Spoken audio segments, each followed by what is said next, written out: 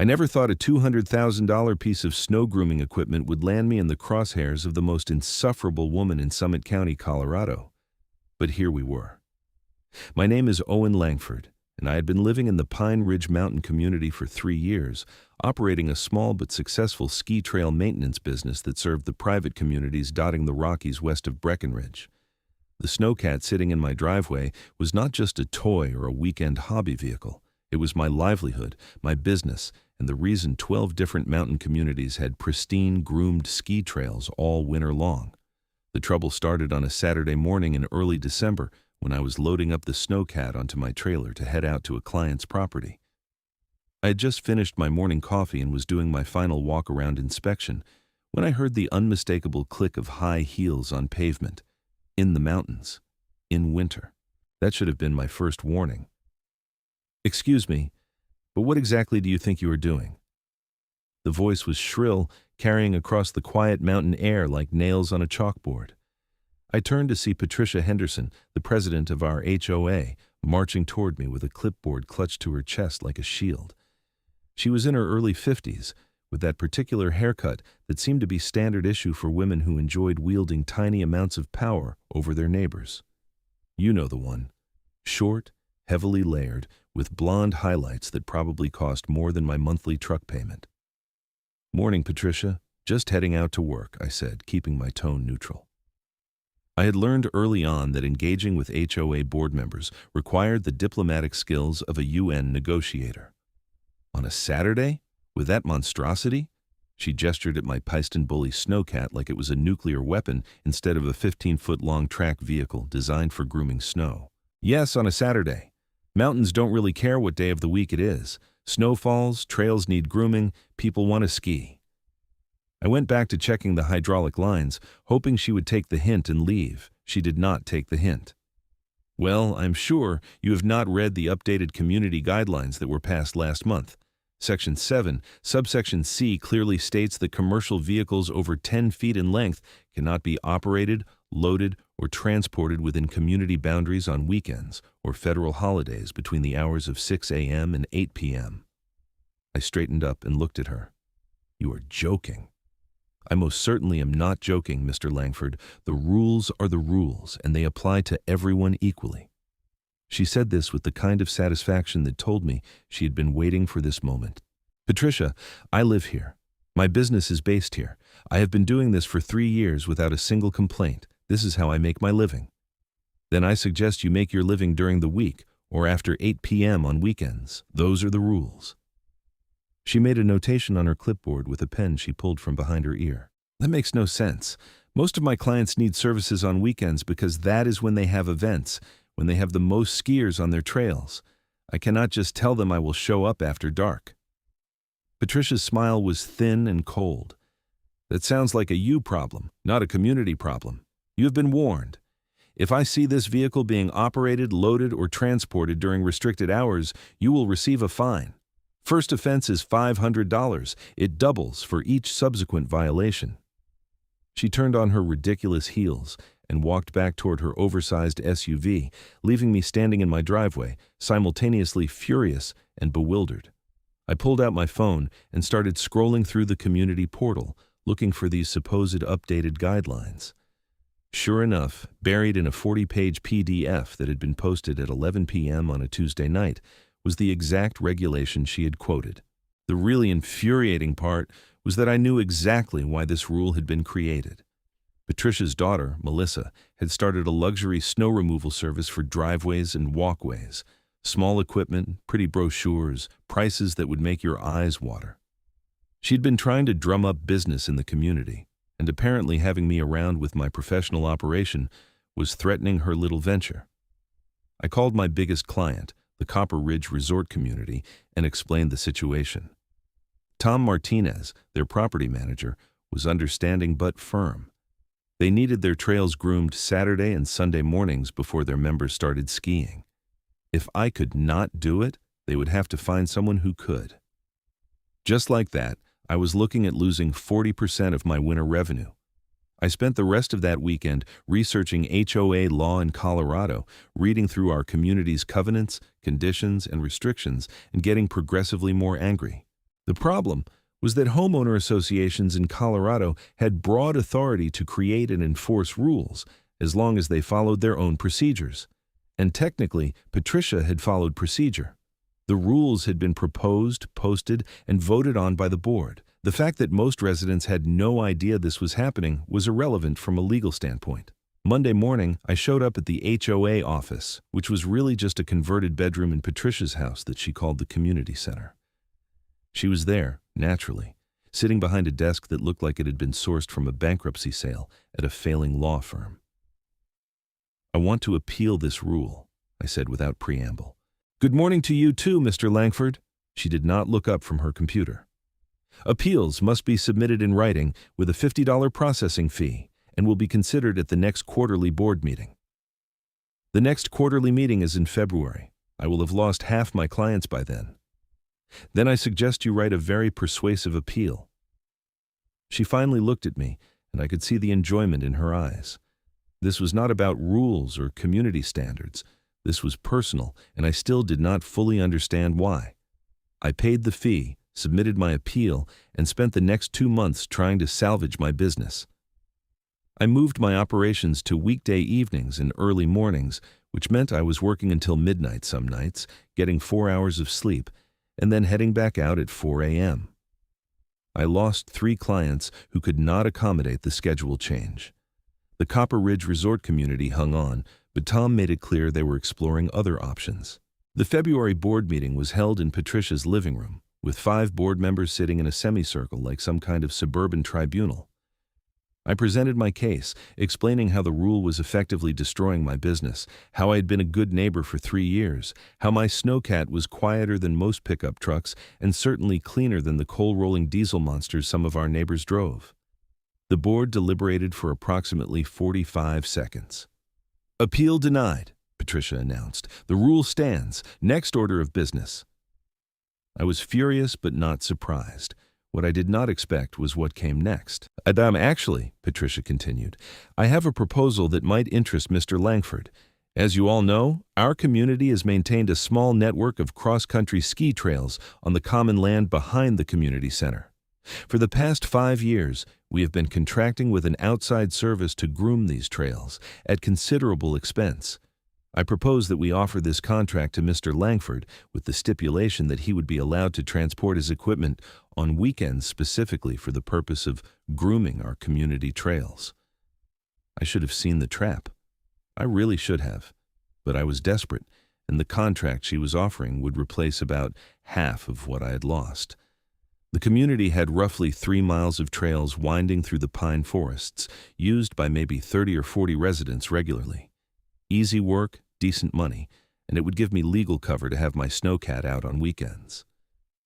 "I would need to see the contract terms," I said carefully. "Of course. Deborah, our treasurer, has prepared a draft." Patricia nodded to a woman in her 60s who handed me a folder. The contract looked standard at first glance. Grooming to be performed every Saturday and Sunday morning between 6 and 10 a.m. Payment of $1,500 per month for the duration of the ski season, December through March. Specific standards for trail quality, including maximum rut depth, consistent width, and smooth surface. "I will need to review this with my attorney," I said. "Naturally, we will need an answer by next week, as we will need to engage alternative services if you decline." I took the contract home and actually did consult with an attorney, a guy named Steve who had helped me set up my LLC. He read through it and shrugged. "Seems okay. The quality standards are pretty specific, but that's not unusual for this kind of contract. You confident you can meet them?" With my eyes closed, I groom resort quality trails. A few miles of cross-country track is nothing. Then I'd say go for it. Might want to document everything, though. Take photos, keep logs. HOAs can be tricky. I signed the contract and started grooming the Pine Ridge trails the first weekend in December. The work was exactly as easy as I had anticipated. The trails were flat, well-designed, and the snow conditions were perfect. I would roll through with the Snowcat, set the track, smooth everything out, and be done in under 2 hours. Residents I passed would wave and thank me. The trails looked fantastic. For the first 3 weeks, everything was fine.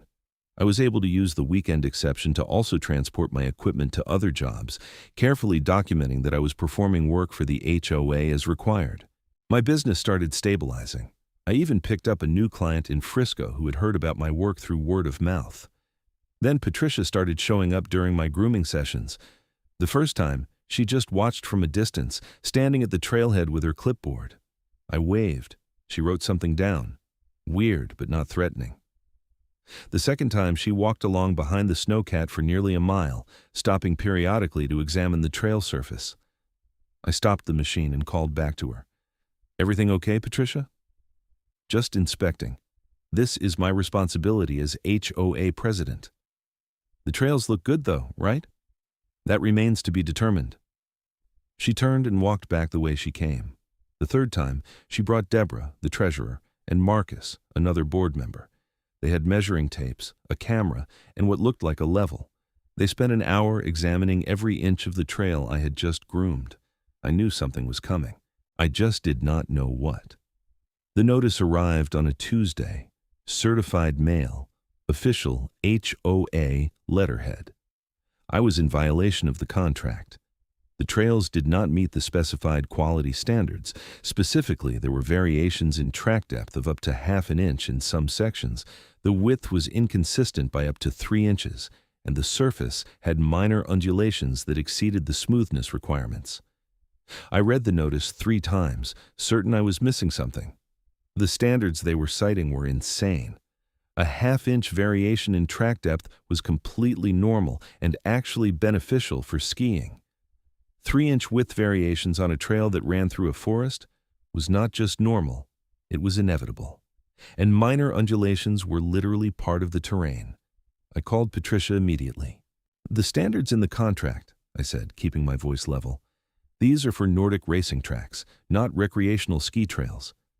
The contract specifies professional quality standards, Mr. Langford. If you cannot meet them, we will need to engage alternative services." "Patricia, these standards are impossible to meet consistently on natural terrain. Even Olympic-level grooming operations have minor variations. You have to know that." "I know that we have a contract, and you are in violation. You have until the end of this month to cure the violations, or we will terminate the agreement. And my weekend equipment exemption is contingent on active contract performance. No contract, no exemption." There it was, the trap I should have seen from the beginning. She had set me up with a contract that had impossible standards, knowing she could use violations to strip away the weekend exemption, which would finish off what was left of my business. I spent the next week grooming those trails with a precision that bordered on obsessive. I made multiple passes, used every technique I knew, and employed survey equipment to verify measurements. The trails were absolutely perfect, better than anything I had ever produced. Patricia and her inspection team showed up the following Sunday. They spent 3 hours examining the trails with what I was now certain was fake scrutiny, measuring things that did not need measuring, photographing angles that made no sense. The next violation notice arrived 4 days later. This time, they claimed the trails were overgroomed, creating an ice-like surface that was dangerous for skiers. They also cited equipment damage to surrounding vegetation, specifically pine boughs that had been broken by the Snowcat. I drove out to inspect the supposed damage. There were exactly 2 broken branches, both clearly old breaks that had nothing to do with my grooming. The ice-like surface claim was absurd. The trails were perfectly groomed, with ideal texture for classic cross-country skiing. I responded in writing, with photographs, documentation, and expert opinions from 2 other professional groomers. I cited industry standards, referenced published guidelines from the Professional Ski Instructors of America, and demonstrated that every aspect of my work exceeded normal quality expectations. The board scheduled a hearing for the first week of January. I showed up with a laptop full of evidence, prepared to defend my work. The hearing lasted 12 minutes. Patricia did most of the talking, restating the violations, ignoring my evidence, and concluding that I had failed to cure the deficiencies. "The contract is terminated effective immediately," she announced. "Mr. Langford, you are no longer authorized to operate commercial equipment on weekends within community boundaries. Any violations will result in fines as previously stated." "This is retaliation," I said. "You created impossible standards specifically to force me out." "This is contract enforcement," Patricia replied coolly. "If you feel you have been treated unfairly, you are welcome to pursue legal remedies." Legal remedies? With what money? I was barely keeping my business afloat as it was. Lawyers were expensive, and HOA cases could drag on for years. I walked out of that meeting knowing I was beaten. I spent the weekend researching business permits in other counties, looking at warehouse rentals, trying to figure out how to relocate my entire operation before the next weekend rolled around. But something else was happening in Pine Ridge that I did not immediately recognize. The community ski trails, which I was no longer grooming, were becoming a problem. Colorado got hit with a major winter storm system in mid-January, dumping nearly 3 feet of snow over a 5-day period. Beautiful for skiers, but it meant trails needed consistent grooming to remain usable. Patricia, true to her word, had engaged alternative services. Specifically, she had hired Melissa's luxury snow removal company. The problem was that Melissa's company did not actually have a Snowcat or any trail grooming equipment. What they had was a side-by-side UTV with a small drag attachment designed for smoothing walking paths. I heard about the disaster from my neighbor, George, who was an avid cross-country skier and used the community trails almost daily. "Owen, you have to see this mess," he said, catching me as I was loading my truck for a weekday job. "The trails are completely destroyed. That little UTV thing just pushes the snow around without actually setting track. And they only come out once a week, so by the time they show up, there are so many skier tracks and footprints that it just turns into this churned-up mess." "Not my problem anymore, George." "The hell it is not. You live here too. Half the community is pissed off. We pay HOA fees partially for trail maintenance, and we are getting garbage service." I wanted to care. Part of me did care, but the larger part was still angry and petty enough to enjoy the schadenfreude. Patricia had engineered my removal. She could deal with the consequences. The consequences escalated quickly. By early February, the trails had not been properly groomed in nearly a month. The combination of new snow, skier traffic, temperature fluctuations, and inadequate maintenance had turned the 3-mile network into what George described as an obstacle course designed by someone who hates knees. The smooth, groomed surface I had maintained was gone, replaced by a rutted, icy mess. When the sun came out, the exposed snow would partially melt. When temperatures dropped at night, it would freeze into irregular chunks and sheets of ice. The track I used to set, which guided skis and made classic-style skiing possible, had disappeared under layers of wind-blown snow and debris. Complaints started flooding the HOA. I heard about it through the community Facebook group, which had become a venting forum for frustrated skiers. "Paid $5,000 in HOA fees this year and cannot even use the trails. Someone is going to get seriously injured on that ice. The HOA needs to fix this. What happened to Owen? The trails were perfect when he was doing them." That last comment was quickly deleted, presumably by Patricia or one of her board allies who moderated the group. The HOA's response was to send out a message reminding residents that trail use was at their own risk and that weather conditions were beyond the association's control. They also noted that they had contracted with a professional service and that grooming was being performed on a regular schedule. Technically true. Melissa's crew was showing up every Saturday morning and running their inadequate equipment over the trails. But calling it grooming was like calling a Band-Aid a surgical procedure. I stayed out of it, focused on my own business, which was hanging on by a thread. The weekend restriction had cost me 2 more clients, and I was now down to 3 regular contracts, all of which required me to work brutal hours to accommodate weekday-only operations. Then the lawsuit happened. A resident named Catherine Morris, a woman in her late 60s, had been skiing on the community trails on a Sunday morning in late February. She hit an ice patch hidden under a thin layer of fresh snow, lost control, and fell hard. She shattered her hip, broke her wrist, and spent 4 days in the hospital, followed by weeks of physical therapy. Her attorney sent a demand letter to the HOA, claiming negligence in trail maintenance and seeking damages for medical expenses, pain and suffering, and lost wages. The amount was substantial, $250,000. The HOA's insurance company got involved, and suddenly everything was being examined under a microscope. Insurance adjusters came out to inspect the trails. They interviewed residents. They reviewed the grooming contracts and service records, and they concluded that the HOA had been negligent by hiring an unqualified contractor and failing to maintain trails to a safe standard. The insurance would cover the claim, but the HOA's premiums were going to skyrocket, and there would be a significant deductible. More importantly, the insurance company mandated that the trails either be properly maintained or closed entirely. Patricia called an emergency board meeting, which was open to all residents. I did not plan to attend, but George convinced me to come along. "You need to see this," he said. "The natives are restless." He was not wrong. Patricia's living room was packed with at least 40 residents, many of whom looked angry. Patricia sat at her desk, flanked by the other board members, looking like a defendant at trial. "We are here to discuss the trail maintenance issue," she began, her voice tight. "As you know, we recently had an unfortunate accident, and our insurance company has required that we improve our grooming standards or close the trails." "Why did you fire Owen in the first place?" someone called out from the back. "Mr. Langford was not fired. His contract was terminated due to performance issues." "That is bullshit."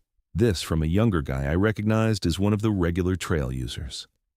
"Those trails were perfect when Owen was doing them. We all know that." Murmurs of agreement rippled through the room. Patricia's face was turning red. "The board made a decision based on documented contract violations. We stand by that decision." "Then who did you hire to replace him?" another resident asked. "Because whoever it is, they are doing a terrible job." Patricia hesitated just for a moment, but it was enough. Someone in the crowd had clearly done their homework. "You hired your own daughter's company, didn't you?" This was from an older man I did not recognize. "Melissa Henderson Snow Services. That is your daughter Melissa, right?" The room erupted. People were shouting questions, accusations, demanding answers. Patricia tried to maintain control, but she had lost the room. "This is a conflict of interest. Did you fire Owen just to give your daughter the contract? This is exactly the kind of corruption we are paying HOA fees for." "Order! Order!" Patricia was nearly shouting. "Melissa's company submitted a competitive bid just like any other contractor." "How many other contractors were invited to bid?" someone asked. Patricia did not answer. George stood up and the room quieted a bit. He was well respected in the community, a retired engineer who had lived in Pine Ridge for 15 years. "Patricia, I am looking at the budget summary you distributed last month. We are paying Melissa's company $1,200 per month. We were paying Owen $1,500. So we are saving $300 a month and getting objectively worse service. Can you explain the logic there?" "Cost is not the only factor. We considered multiple criteria." "Such as?" "I do not have to justify every decision to this assembly. The board has authority to make contracting decisions." "Actually," said a woman I recognized as Rachel, one of the community's attorneys, "under the HOA bylaws, any contract over $10,000 annually requires resident approval.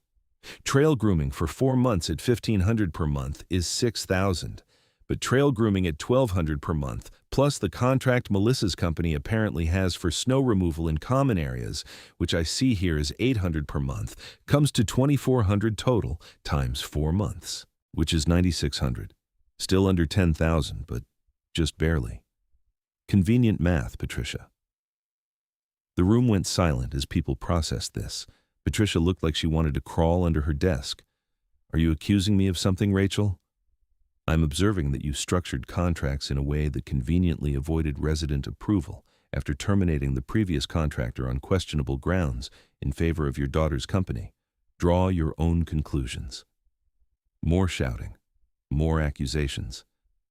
The meeting devolved into chaos, and eventually, Patricia simply declared it adjourned and retreated to her kitchen while angry residents filed out.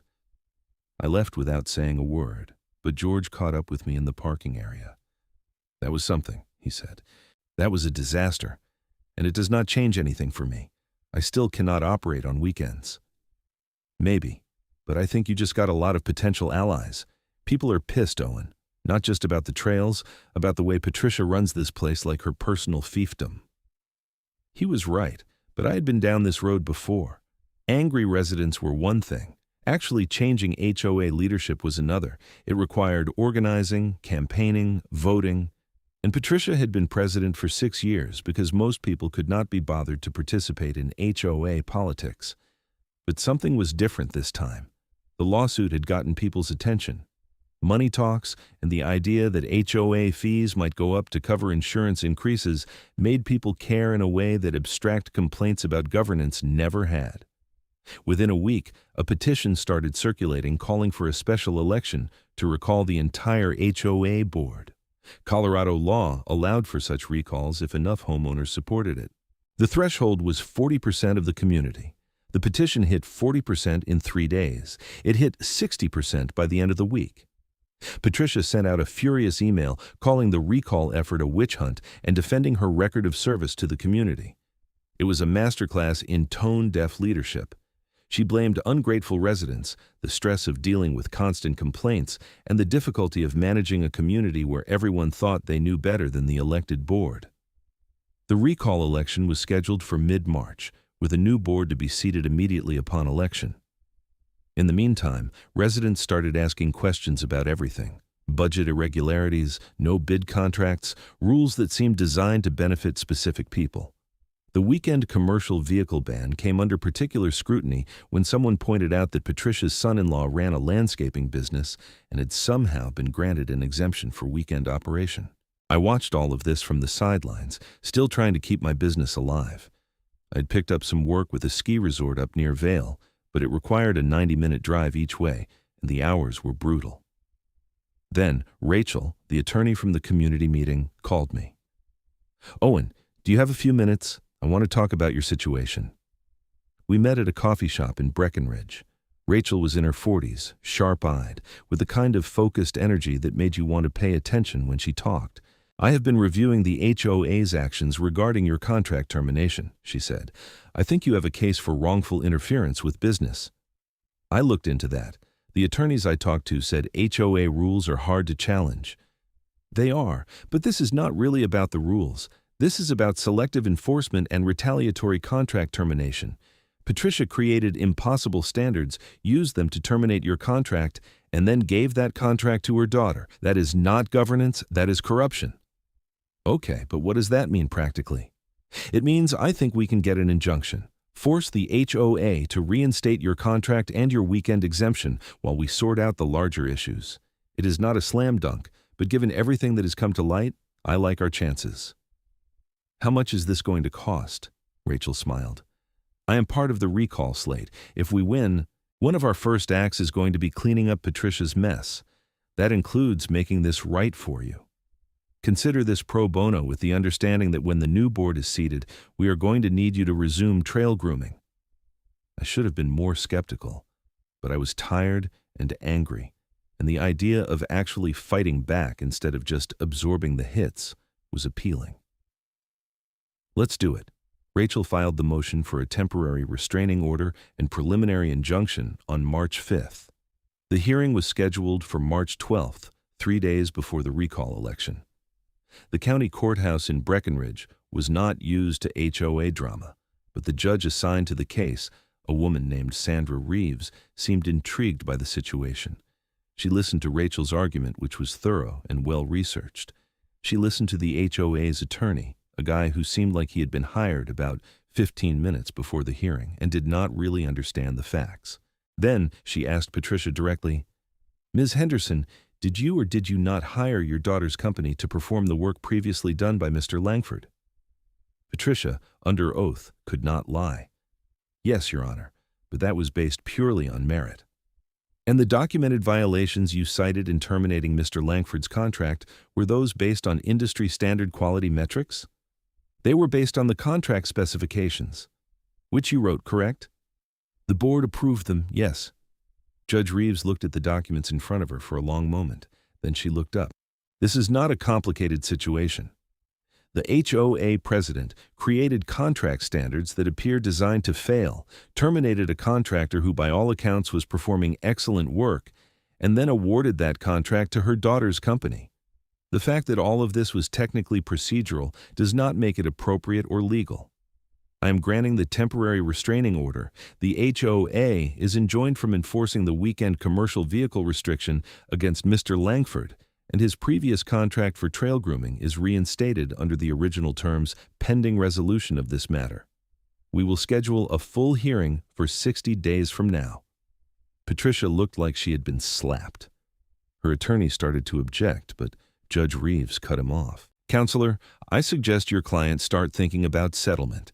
This does not look good, and from what I understand, there's a recall election happening shortly that might make this whole situation moot." The recall election 3 days later was not even close. The entire board was voted out, replaced by a slate of residents that included George, Rachel, and 3 others who had been vocal critics of Patricia's leadership. The vote was 73% in favor of recall. Patricia showed up to the transition meeting, held at the actual community center building that the old board had rarely used, preferring Patricia's house. She looked smaller somehow, diminished. She handed over the files, the keys, the accounts, all with tight-lipped silence. "For what it's worth," George said as she was leaving, "I do not think you are a bad person, Patricia. I think you lost perspective. It happens. But this community deserves better." She did not respond, just walked out to her car and drove away. The new board's first official action was to rescind the weekend commercial vehicle ban. The second was to approve a new contract with me for trail grooming, with reasonable quality standards and a monthly rate of $1,800. The third was to hire an independent auditor to review all contracts and expenditures from the previous board's tenure. That audit, completed in April, found numerous irregularities: contracts awarded to family members without competitive bidding, expenses reimbursed without proper documentation, HOA funds used for purposes that were questionable at best, nothing that rose to the level of embezzlement, but enough to suggest serious mismanagement. The audit recommended that the HOA pursue recovery of inappropriately spent funds and consider referring the matter to the district attorney if Patricia did not cooperate. She cooperated. She repaid approximately $12,000 to the HOA, representing the difference between what her daughter's company had been paid and the fair market value of the services actually provided. She also resigned from the community entirely, putting her house on the market in May. As for me, I got my business back. The weekend exemption allowed me to rebuild my client base. Copper Ridge Resort Community re-signed with me, and I picked up 2 new communities that had heard about the situation and wanted to work with someone who clearly took pride in his work. The Pine Ridge Trails became a point of pride for the community. I groomed them religiously every weekend, and they were in better shape than they had ever been. Residents who had never cared about cross-country skiing started using them just because they were so well maintained and beautiful, winding through the pines with the mountains rising in the background. Catherine Morris, the woman who had been injured, settled her lawsuit with the insurance company for an undisclosed amount. She made a full recovery and was back on the trails by the following winter, skiing carefully but happily. George became the new HOA president and ran things with common sense and transparency. Board meetings were open, well-attended, and actually productive. The community newsletter started including financial summaries and contract details. It was revolutionary in its basic competence. I ran into Melissa once at a grocery store in Breckenridge. She was in line ahead of me, and when she turned and saw me, she looked embarrassed. "Owen," she said quietly, "I just want to say I am sorry about how all that went down. I did not know my mom was going to do what she did. I thought I had won the contract legitimately." I believed her. Melissa had always been fine, a little entitled maybe, but not malicious. She had been a pawn in her mother's scheme as much as anyone. "It's all right," I said. "We all got caught up in it. How's the business going?" "I closed it down, actually. Turns out I'm not cut out for the snow removal industry. I went back to teaching yoga, which is what I should have been doing all along." We chatted for a few more minutes, polite and careful. 2 people who had been on opposite sides of a conflict neither of us had fully understood at the time. The following winter was one of the best I had ever had. My business was stable, my reputation had been enhanced by the whole ordeal, and I had more work than I could handle. I even hired an assistant, a young guy named Tyler, who was studying environmental science and wanted to learn about snow science and trail maintenance. The Pine Ridge Trails became locally famous. The local newspaper did a feature article about community amenities in mountain towns, and our trails were highlighted as an example of what HOAs could accomplish when they focused on actual community benefit rather than petty politics. I framed that article and hung it in my workshop, right next to the first photograph I had taken of the trails after Patricia's tenure ended. The contrast was stark. In her photo, taken in February during the worst of the neglect, the trails were rutted, icy, and dangerous, with exposed rocks and irregular snow coverage.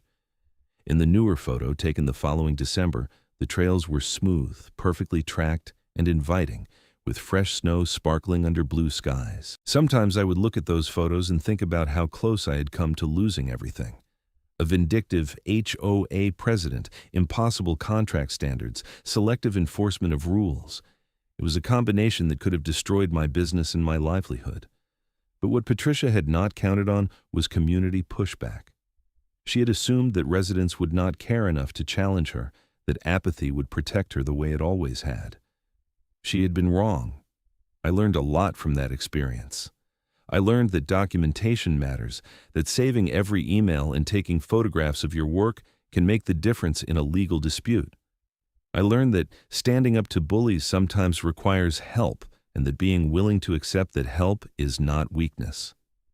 Most importantly, I learned that communities, even HOA communities, can function well when leadership is accountable and transparent. George and the new board proved that. They ran Pine Ridge with common sense, fiscal responsibility, and actual concern for residents. Meetings were productive, projects got done, people were generally satisfied. It was not perfect. There were still complaints about barking dogs and trash cans left out too long, and all the minor irritations that come with living in close proximity to other humans. But there was no longer the sense that the HOA existed primarily to serve the ego and financial interests of its president. Patricia moved away that summer, relocating to a condo in Denver. I heard through the grapevine that she had gotten involved with another HOA board there. I felt a little sorry for her new neighbors, but it was not my problem anymore. By the time the next winter rolled around, the whole incident had faded into community lore. New residents would hear the story from old-timers, usually in the form of a cautionary tale about HOA overreach. My name would come up, usually positively, as the guy who had stood up to the board and won. I did not think of it that way. I had not really won anything. I had just survived with help from good people who cared about fairness. The real winners were the residents who got their trails back, and the broader principle that even small-scale power needs to be checked and accountable. The Snowcat that had started the whole mess continued to be my primary piece of equipment, reliable and effective. I took good care of it, performed regular maintenance, and it never let me down. On weekend mornings, when I would fire it up and roll out to groom the Pine Ridge trails, I would sometimes think about Patricia and her clipboard and her impossible standards. And then I would think about the skiers who would be using those trails later that day, gliding through the forest on perfectly groomed snow, enjoying the mountains in the winter and the simple pleasure of a well-maintained community amenity. That was worth fighting for. That was worth the stress and the legal fees and the uncertainty. Not because I needed to win or prove a point, but because doing good work matters, and communities deserve leadership that understands that. The following spring, the new board commissioned a plaque to be installed at the main trailhead. It was simple, just a wooden sign with burned lettering. Pine Ridge Community Trails, groomed and maintained for the enjoyment of all residents, thanks to our dedicated contractors and volunteers who keep our community beautiful. No names, no politics, just acknowledgement that the trails existed because people cared enough to maintain them properly. I appreciated that more than any personal recognition. It was not about me. It had never been about me. It was about the work and the community and the principle that people deserve honest leadership and quality services in exchange for the fees they pay. I continued operating my business for years after that, building a solid reputation throughout Summit County.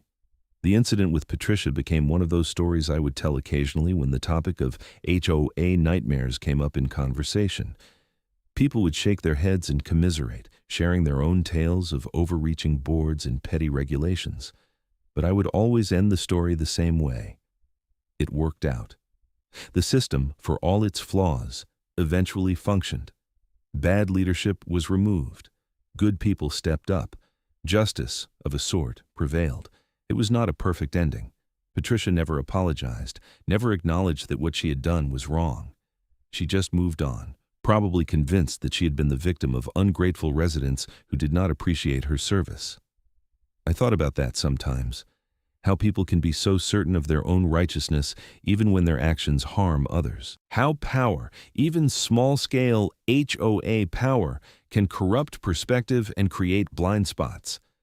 But I also thought about George and Rachel and all the residents who had supported the recall, who had cared enough to act. That was the better lesson, the one worth remembering. Years later, when Tyler, my assistant, was thinking about starting his own trail grooming business, he asked me for advice. I told him all the technical stuff about equipment maintenance and customer service and bidding on contracts.